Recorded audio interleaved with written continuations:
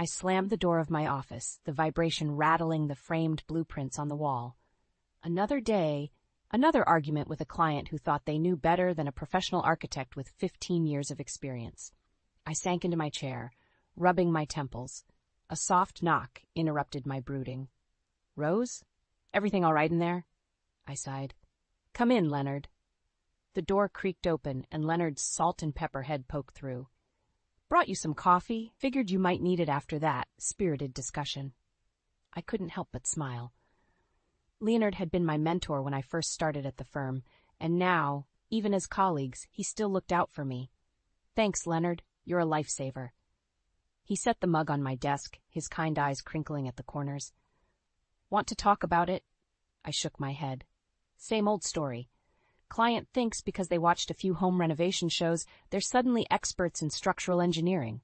Leonard chuckled. "Ah, the joys of our profession. You handled it well, though. I was impressed." "Really?" I raised an eyebrow. "Because I feel like I just got run over by a dump truck full of unrealistic expectations."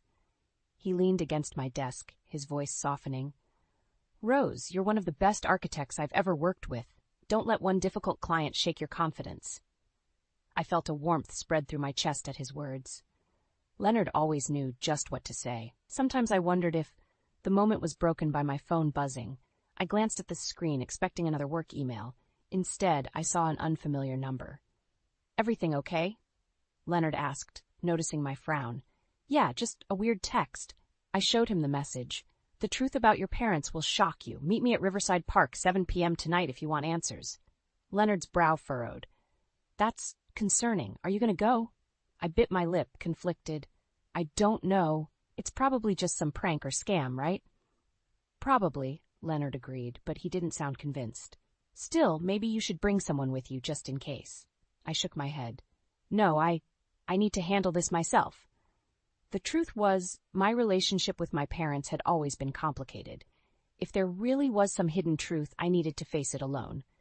Leonard looked like he wanted to argue, but instead he just squeezed my shoulder. "All right, but promise me you'll be careful.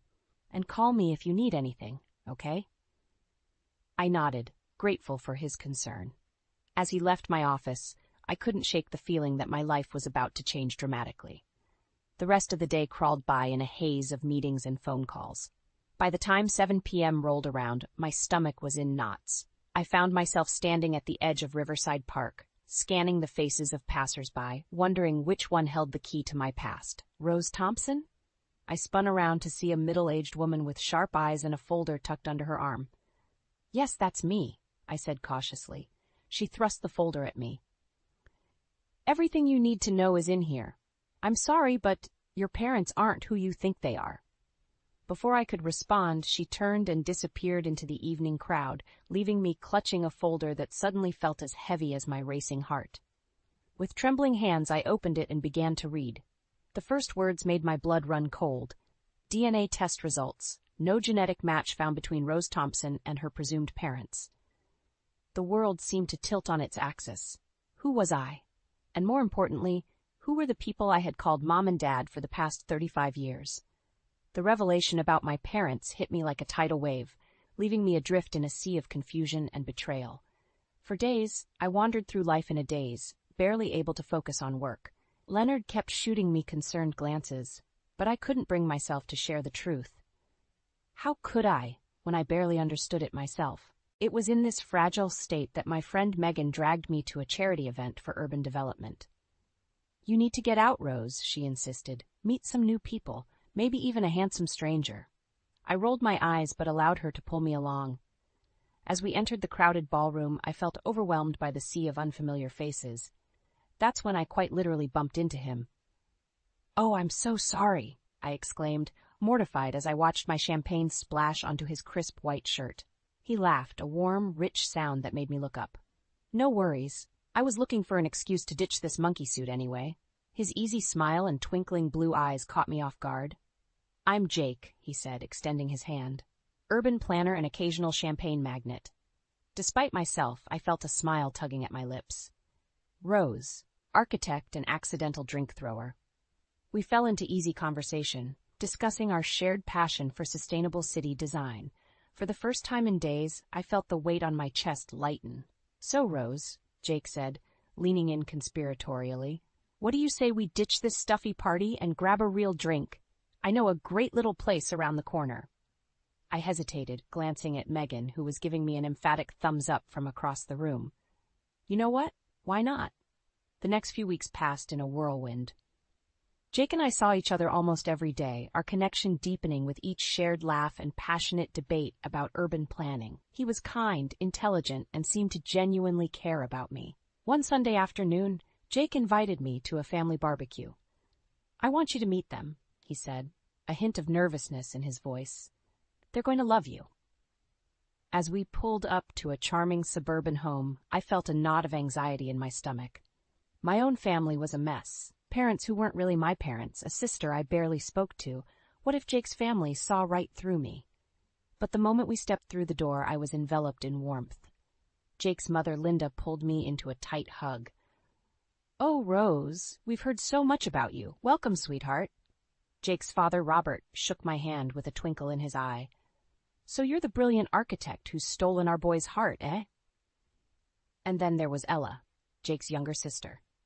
She bounded up to me, full of energy. "Rose, Jake says you're amazing at your job. I'm thinking about studying architecture, too. Can I pick your brain sometime?" As the afternoon wore on, I found myself relaxing, drawn into the easy banter and genuine affection of Jake's family. It was everything I'd always longed for, but never had. Later, as Jake and I sat on the porch swing, watching the sunset, he turned to me with a serious expression. "Rose, I know we haven't known each other long, but I think you might be the one. I've never felt this way about anyone before." My heart raced. Part of me wanted to throw caution to the wind and dive headfirst into this fairy tale, but the other part, the part still reeling from the revelation about my parents, held back. "Jake, I hesitated, torn between my growing feelings and my fear of being hurt again. "There's something I need to tell you. About my family." He squeezed my hand. "Whatever it is, we'll face it together. You're part of our family now, Rose." As I looked into his earnest eyes, I felt a mix of hope and trepidation. Could I really trust this perfect picture, or was I setting myself up for another heartbreak? The weeks flew by in a whirlwind of happiness. Jake and I grew closer, and I found myself spending more time with his family, especially Ella. One sunny afternoon, we sat in her room, surrounded by college brochures and architecture magazines.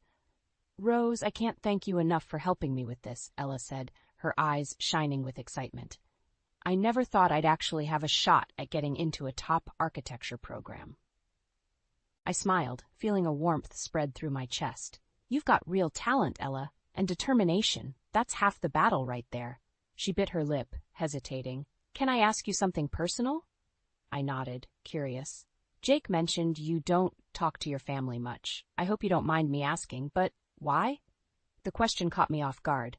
I hadn't told Jake's family about the DNA test results yet. "It's complicated," I said softly.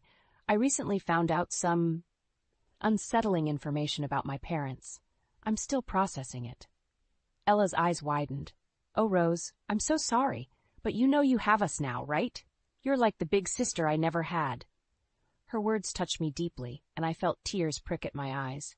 "Thank you, Ella. That means more than you know." As I left Ella's room, I nearly collided with Jake in the hallway. His face lit up when he saw me, and before I could say a word, he dropped to one knee. My heart stopped. "Rose," he said, his voice trembling slightly. "I know this might seem fast, but when you know, you know. You've brought so much joy and love into my life. Will you marry me?" The world seemed to spin around me. Part of me wanted to scream yes immediately, but the other part, the part still reeling from the revelation about my parents, hesitated. "Jake, I don't know what to say," I stammered. His face fell slightly, but he rallied. "You don't have to answer right now. Just think about it, okay?" I nodded, my mind whirling. The next day at work, I was still in a daze when Leonard knocked on my office door. "Rose, you okay? You seem distracted." I looked up at him, suddenly realizing I needed to talk to someone. "Jake proposed?" I blurted out. Leonard's face went through a series of rapid emotions before settling on a forced smile. "That's wonderful, isn't it?" I sighed. "I don't know, Leonard. It's all happening so fast, and with everything going on with my family." He sat down across from me, his eyes filled with concern. "Rose, you know you can always talk to me, right? About anything." Before I could respond, a commotion erupted outside my office. The door burst open and Jake strode in, followed by a crowd of our coworkers. "Surprise!" they all shouted. I stared in shock as Jake grinned and held up a banner that read, "Congratulations on your engagement." "I know you haven't officially said yes yet," Jake said, his eyes twinkling. But I figured a little encouragement couldn't hurt. As our colleagues swarmed around us offering congratulations, I felt overwhelmed. Jake slipped a ring onto my finger, and I stared at it, feeling a mix of elation and panic. I caught Leonard's eye across the room. He looked stricken, and in that moment I realized there was more to his feelings for me than just friendship. Jake's arm around me tightened, and he whispered in my ear, "I can't wait to start our life together, Rose, you, me, and my family. It's going to be perfect." As the impromptu party swirled around me, I felt like I was standing on the edge of a cliff. On one side was the promise of the family I'd always dreamed of. On the other, a nagging doubt that wouldn't let go. What had I gotten myself into? And more importantly, how was I going to get out if I needed to? The whirlwind of wedding preparations swept me off my feet. Between dress fittings, venue tours, and endless decisions about flowers and centerpieces, I barely had time to breathe, let alone think about the nagging doubts in the back of my mind. One evening, as Jake and I collapsed onto the couch after another marathon planning session, he dropped a bombshell. "Honey, I've been thinking," he said, his voice casual. "What if we moved in with my parents after the wedding?" I sat up straight, my heart racing. "What? Why would we do that?" Jake shrugged. "It makes sense financially. We could save for a down payment on our own place faster. Plus, Mom and Dad would love having us around." I tried to keep the panic out of my voice. "But Jake, we're starting our life together. Don't you want some privacy?" He took my hand, his eyes earnest. "Rose, my family is everything to me. I thought you understood that. Don't you want to be part of it?" Guilt washed over me. Jake's family had been so welcoming, so loving. How could I deny them? And yet, the thought of giving up my independence made me feel physically ill. I need to think about it," I stammered. Jake's face fell. "What's there to think about? Don't you trust me?" Before I could answer, my phone buzzed. It was a text from Leonard. "Hope wedding plans are going well. Miss seeing you around the office. Coffee soon?" I quickly put the phone away, feeling a pang of something. Regret? Longing? I pushed the thought aside. The next day I found myself at Jake's parents' house, ostensibly to discuss wedding details with his mother, Linda. As we sat in the kitchen, surrounded by bridal magazines, she broached the subject. "Jake told us about his idea," she said, her eyes twinkling. "Oh, Rose, we'd be so thrilled to have you here. You're already like a daughter to us." I forced a smile. "It's a big decision, Linda. I'm not sure." She waved her hand dismissively. "Nonsense. Family takes care of family. You'll see. It'll be wonderful." Just then, Ella burst into the kitchen, her face alight with excitement. "Rose, I got in. The architecture program at State U." I jumped up, genuinely thrilled for her. "Ella, that's amazing. I'm so proud of you." As we hugged, I caught Linda's eye. Her smile seemed calculating. "You see, Rose, you've already had such an impact on our Ella. Imagine how much more you could do living here." I felt trapped, cornered by their expectations, my conflicting desires. That night, as I tossed and turned in bed, I couldn't shake the feeling that I was losing control of my own life.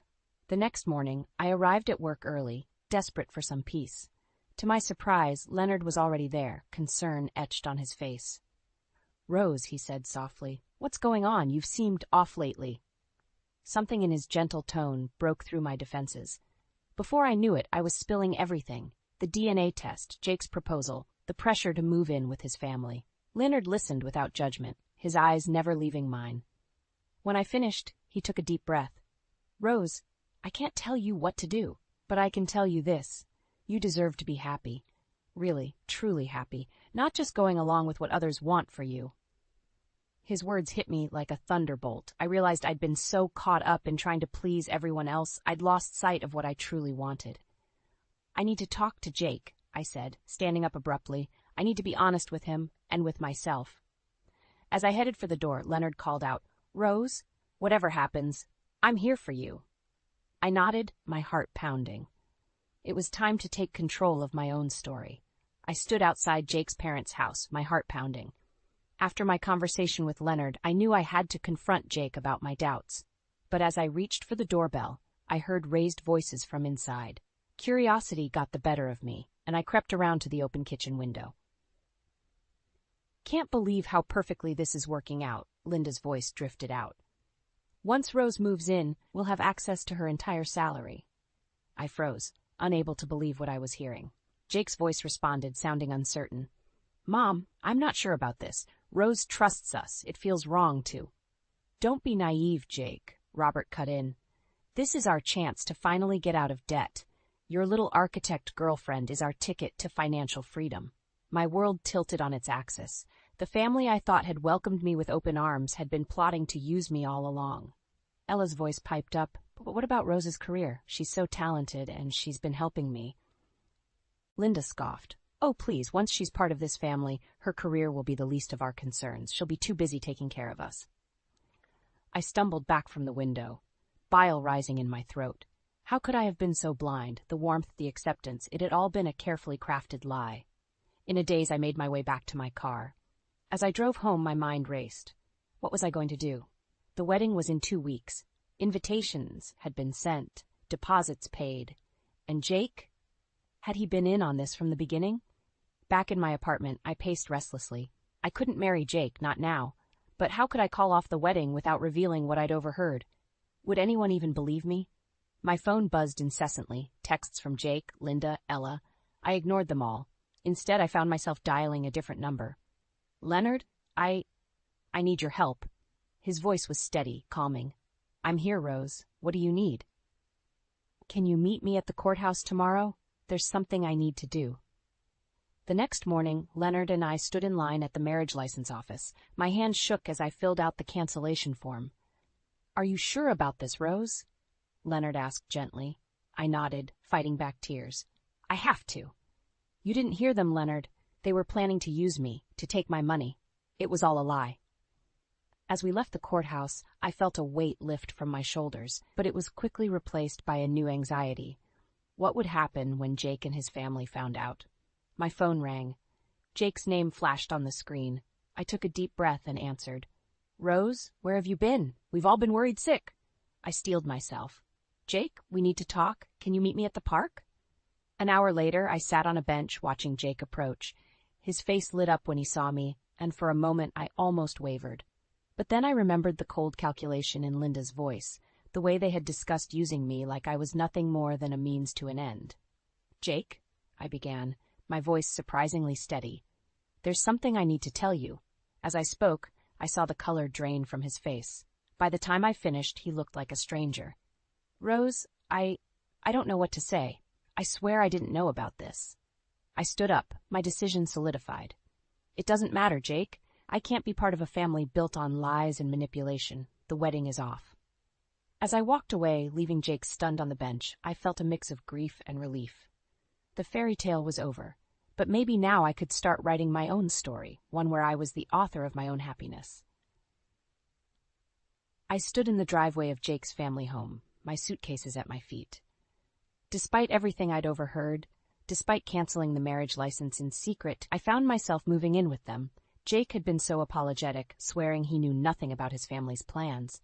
He begged me to give them a chance, to let him prove his love was real. And like a fool, I agreed. Linda threw open the front door, her smile wide but her eyes calculating. "Rose, darling, welcome home." I forced a smile, reminding myself this was temporary. I just needed time to figure out my next move. Jake carried my bags upstairs to what would be our room. As he set them down, he pulled me close. "I'm so glad you're here, Rose. We're going to be so happy, I promise." I nodded, not trusting myself to speak.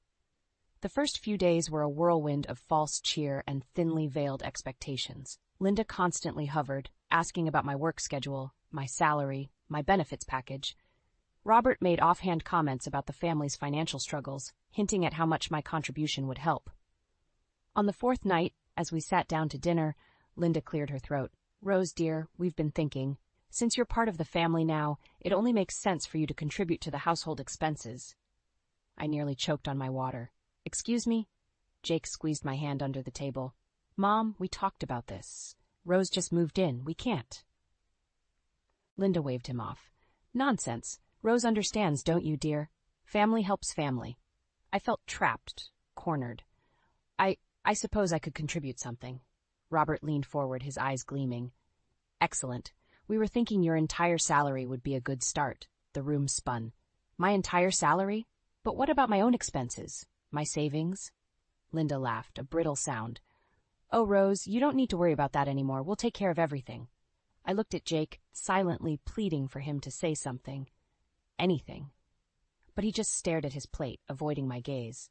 Ella, who had been uncharacteristically quiet, suddenly spoke up. This isn't right. You can't just take all of Rose's money. Ella, be quiet, Linda snapped. The adults are talking. I stood up abruptly, my chair scraping against the floor. I need some air. I fled to the backyard, my mind reeling. How had I let things get this far? I pulled out my phone, my finger hovering over Leonard's number. But before I could call, Jake appeared beside me. Rose, I'm so sorry. I didn't know they would ask for your entire salary. We can figure something else out. I turned to him, really looking at him for the first time since I'd moved in. Did you know, Jake, about their plans to use me? He hesitated, and in that moment I knew. The betrayal cut deep. I thought I could protect you, he whispered. I thought once we were married, I could make them see reason. I stepped back, my voice shaking. You lied to me. You're just as bad as they are.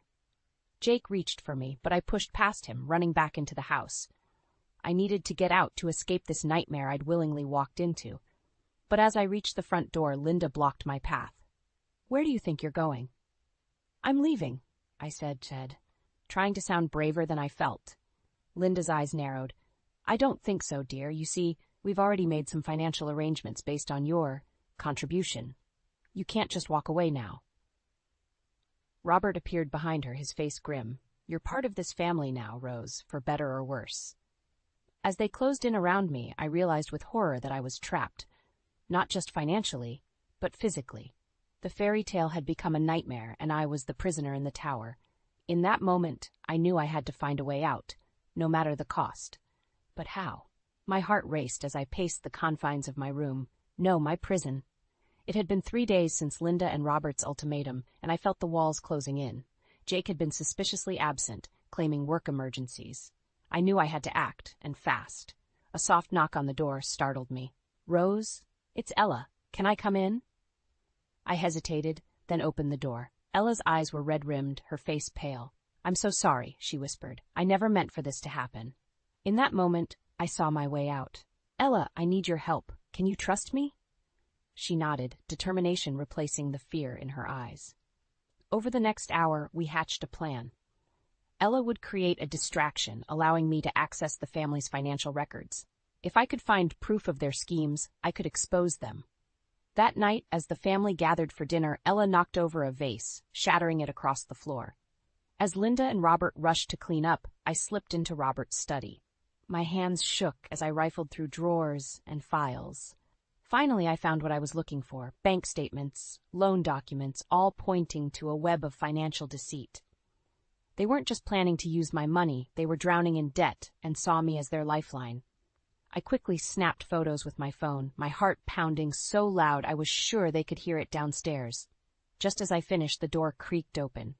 Jake stood there, his face a mask of betrayal. Rose, what are you doing? I straightened up, clutching my phone. Finding the truth, Jake. The truth you've been hiding from me. His eyes darted to the scattered papers, realization dawning. Rose, please, let me explain. Explain what? I spat. How you and your family plan to use me, to steal my money, my future? Jake reached for me, but I backed away. I love you, Rose. I thought if we got married, I could fix things, make it right. By lying to me? By trapping me in this house? Anger and hurt coursed through me. That's not love, Jake. That's manipulation. Footsteps thundered up the stairs. Linda's shrill voice called out, Jake? Is everything all right? I knew it was now or never. Pushing past Jake, I ran down the stairs, nearly colliding with Linda and Robert at the bottom. What's going on? Robert demanded, his eyes narrowing as he saw my phone clutched in my hand. I took a deep breath, steeling myself. I know everything, the debts, the schemes, all of it, and I'm leaving. Linda's face contorted with rage. You ungrateful little— No, I cut her off. I'm done being manipulated. I've canceled our marriage registration, and I have proof of your financial fraud. If you try to stop me, I'll go straight to the police. The room fell silent, tension thick in the air. Jake appeared at the top of the stairs, his face ashen. Rose, please. I turned to him, my voice steady despite the turmoil inside. It's over, Jake. All of it. As I moved towards the door, Ella appeared, my packed suitcase in hand. Linda lunged for her, but Robert held her back, defeat evident in his slumped shoulders. You'll regret this, Linda hissed. You're nothing without us. I paused at the door, looking back at the family that had nearly destroyed me. No, I'm everything without you, and I'm taking my life back. With that, I stepped out into the cool night air, Ella right behind me. As we drove away, the weight of the past few months began to lift. Where will you go? Ella asked softly.